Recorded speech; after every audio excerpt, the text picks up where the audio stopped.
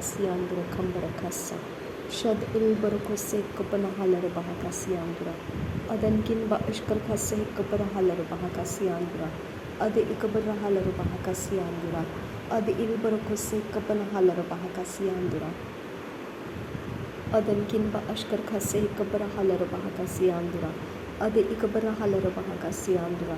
Adankin bahasyalar bahakasiandura. Ade ikabarahalar bahakasiandura. Ade ikabarahalar bahakasiandura. Shadankin ba'syalar bahakasiandura. Adankin ba'syalar bahakasiandura. Ade ikabarahalar bahakasiandura. Ade ilbarukosse kabarahalar bahakasiandura. Ade ikabanahalar bahakasiandura. Rad ilkam ba ushkar khase kabarahalar bahakasa. Ad ilkam ba ushkar khase kabanahalar bahakasa. Ad ilkam ba ushkar khase kabanahalar bahakasa. Ad ilba ukase kabarahalar bahakasa. Ad ilba ukase kabarahalar bahakasa. Adankin ba ashkar khase kabarahalar bahakasa. Ad ikabarahalar bahakasa. Ad intarahalar bahakose. Rad alba ukase karihalar bahakasa. Ad inkan ba ushkar khase kabarahalar bahakasiandura. Adankin ba akashar khase kabarahalar bahakasa. Adankin ba akase kabarahalar bahakasa. Rad ilba ukase kabarahalar bahakasiandura.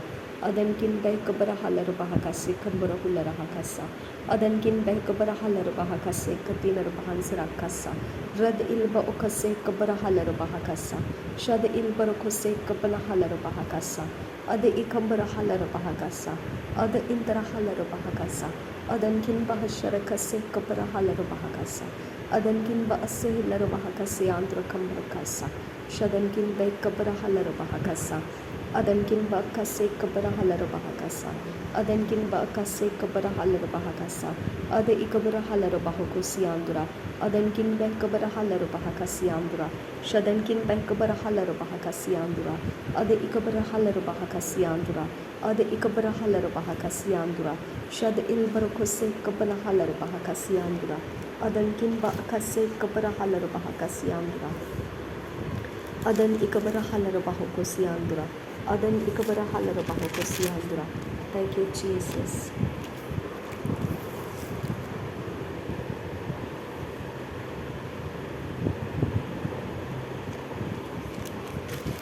उत्पत्ति का 3 अध्याय का 4 वचन पढ़ेंगे। उत्पत्ति 3 अध्याय का 4 वचन।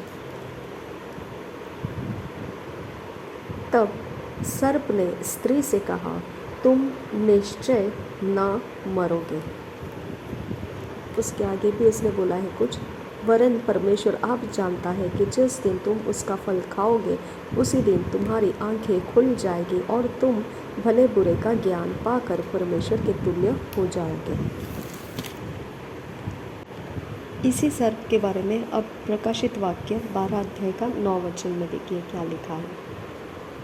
तब वह बड़ा अजगर अर्थात वही पुराना सांप जो इब्लिस और शैतान कहलाता है और सारे संसार का भरमाने वाला है, पृथ्वी पर गिरा दिया गया और उसके दूत उसके साथ गिरा दिए गए। ओके, तो इसके बारे में परमेश्वर का वचन क्या कहता है शैतान के बारे में, इसी के बारे में यूहन्ना रचित सुसमाचार के 8 अध्याय के 44 वचन में यीशु मसीह क्या बताता है। देखिए यही शैतान के बारे में, तुम अपने पिता शैतान से हो और अपने पिता की लालसाओं को पूरा करना चाहते हो।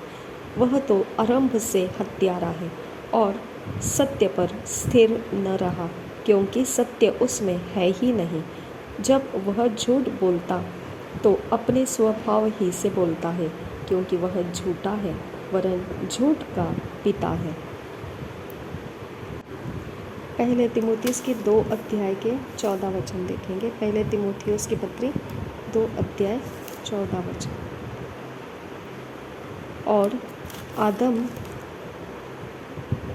बहकाया न गया, पर स्त्री बहकाने में आकर अपराधिनी हुई, तो भी स्त्री बच्चे जनने के द्वारा उद्धार पाएगी, यदि वह संयम सहित विश्वास, प्रेम और पवित्रता में स्थिर रहे। देखिए, वाचा के अंदर आने के बाद हमको शैतान से बचकर रहने का जिम्मेदारी उठाना है। वो बहकाने वाला शत्रु अभी भी घूम रहा है। किसे फाड़ खाए वो घूमता है, किसे बुद्धू बनाए, किसे झूठ में फंसा ले। इसके लिए मैंने आपको क्या बोला, जब आपको पानी का बपतिस्मा लेने के लिए एक अलग कारण मिल जाता है, नहीं नहीं मैं अब नहीं लूँगा, नहीं मेरा तो ये कारण है, नहीं मेरा तो वो वजह है, ओके, ये क्या है, शैतान का भरमाने का तरीका है, आप उसके ऊपर विश्वास कर रहे हैं।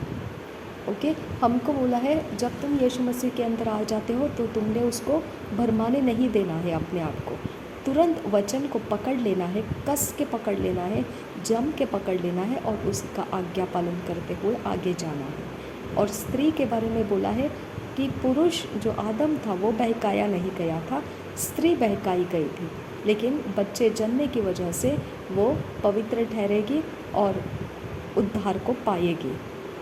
ओके, लेकिन प्रेम, संयम और शांति के साथ, पवित्रता के साथ, ओके, विश्वास, प्रेम और पवित्रता के साथ वो उद्धार पाएगी। ठीक है, तो हमारे लिए परमेश्वर के यीशु मसीह के क्रूस के बलिदान को संभाल कर रखने का कुछ वचन दिया है। क्या क्या हमको संभाल कर रखना है, किसके किसके हाथों से हमको बच के रहना है। याकूब के पत्री 1 अध्याय का 14 और 15 वचन, परंतु प्रत्येक व्यक्ति अपनी ही अभिलाषा से खींचकर और फंसकर परीक्षा में पड़ता है। फिर अभिलाषा गर्भवती होकर पाप को जनती है और पाप जब बढ़ जाता है तो मृत्यु को उत्पन्न करता है। यहाँ पे हमको शैतान किस प्रकार से भरमा सकता है, हमारे अभिलाषा को वो टारगेट करेगा, हमारी ज़रूरत क्या है उसकी तरफ वो हमारा ध्यान खींचेगा। ओके, परंतु प्रत्येक व्यक्ति अपनी ही अभिलाषा से खींचकर और फंसकर परीक्षा में पड़ता है। फिर अभिलाषा गर्भवती होकर पाप को जनती है और पाप जब बढ़ जाता है तो मृत्यु को उत्पन्न करता है। पहले यूहन्ना की पत्री 2 अध्याय का 16 वचन देखेंगे।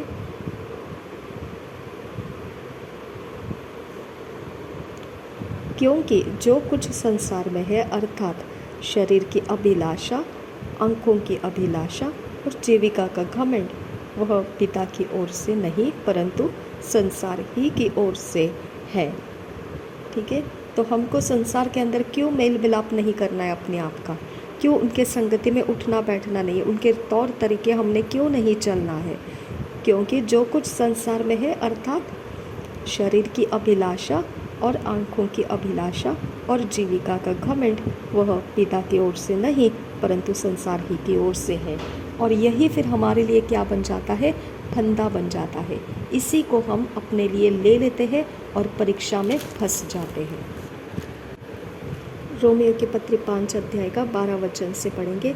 इसलिए जैसा एक मनुष्य के द्वारा पाप जगत में आया और पाप के द्वारा मृत्यु आई और इस रीति से मृत्यु सब मनुष्य में फैल गई, क्योंकि सब ने पाप किया।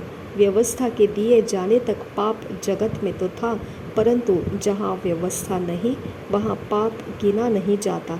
तो भी आदम से लेकर मूसा तक मृत्यु ने उन लोगों पर भी राज्य किया जिन्होंने उस आदम जो उस आने वाले का चिन्ह है के अपराध के समान पाप न किया। पर जैसा अपराध की दशा है वैसी अनुग्रह के वरदान की नहीं, क्योंकि जब एक मनुष्य के अपराध से बहुत लोग मरे तो परमेश्वर का अनुग्रह और उसका जो दान एक मनुष्य के अर्थात यीशु मसीह के अनुग्रह से हुआ बहुत से लोगों पर अवश्य ही अधिकाई से हुआ।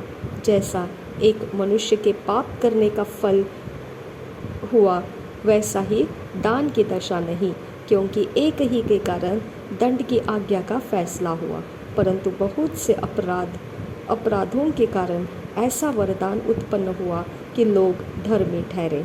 क्योंकि जब एक मनुष्य के अपराध के कारण मृत्यु ने उस एक ही के द्वारा राज्य किया, तो जो लोग अनुग्रह और धर्म रूपी वरदान बहुतायत से पाते हैं वे एक मनुष्य के अर्थात यीशु मसीह के द्वारा अवश्य ही अनंत जीवन में राज्य करेंगे। इसलिए जैसा एक अपराध सब मनुष्यों के लिए दंड की आज्ञा का कारण हुआ, वैसा ही एक धर्म का काम भी सब मनुष्यों के लिए जीवन के निमित्त धर्मी ठहराए जाने का कारण हुआ। क्योंकि जैसा एक मनुष्य के आज्ञा न मानने से बहुत लोग पापी ठहरे, वैसे ही एक मनुष्य के आज्ञा मानने से बहुत लोग धर्मी ठहरेंगे। हालेलुया।